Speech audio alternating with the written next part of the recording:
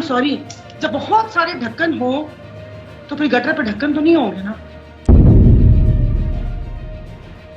لیکن اب سمجھ نہیں آ رہی کہ اپنے ہاتھ سے اپنے ہاتھ کٹوا کے کہ یہ ہاتھ ہمیں دے دو ٹھاکر نے ہاتھ دے دیے بلکہ ہم سب کے بھی دے دیے، تو اب احتجاج کس چیز کا بنتا ہے؟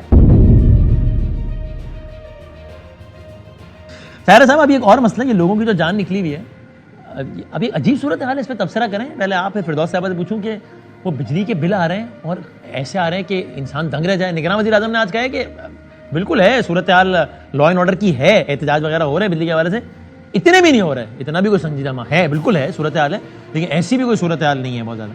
اور مزیدار بات یہ ہے کہ اب پتہ نہیں اس پہ ہنسا جائے رویا جائے کہ سارے احتجاج کر رہے ہیں سب نے احتجاج میں شامل ہونے کا اعلان کر دیا.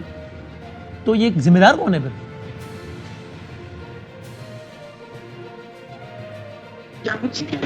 جی طاہرہ صاحب آپ سے پوچھ رہا ہوں.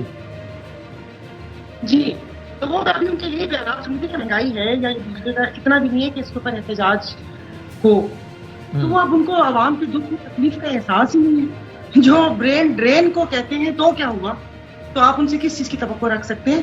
خیر ان کو تو چھوڑیے، ظاہر اب ان کی حکومت کو آئے ہوئے 20 دن ہوئے اور جو بھی معاہدے اور جو سب کچھ ہوئے وہ پی ڈی ایم کی حکومتیں کر کے گئی ہیں، لیکن ان کا احتجاج بدامی صاحب مجھے بھی نہیں سمجھ آ رہا.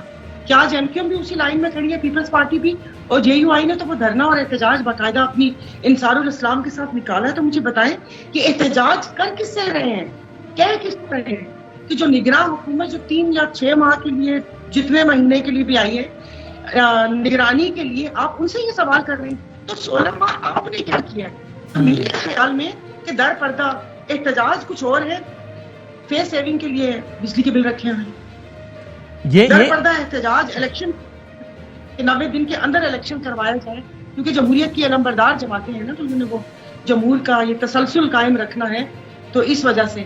حالانکہ دیکھیے یہ والا مطالبہ بھی بنتا نہیں ہے کہ جب آپ سی سی آئی کی میٹنگ میں آپ نے سائن کیے کہ حلقہ بندیوں کے بعد جب آپ نے صدر سے اختیارات لے کے الیکشن کمیشن ان کو دیے، آپ نے ساری طرح میں ان کے نگراں وزیر اعظم کے اختیارات بڑھائے، آپ نے سب وہ کام کیے جو اشارے اسی طرف جا رہے تھے.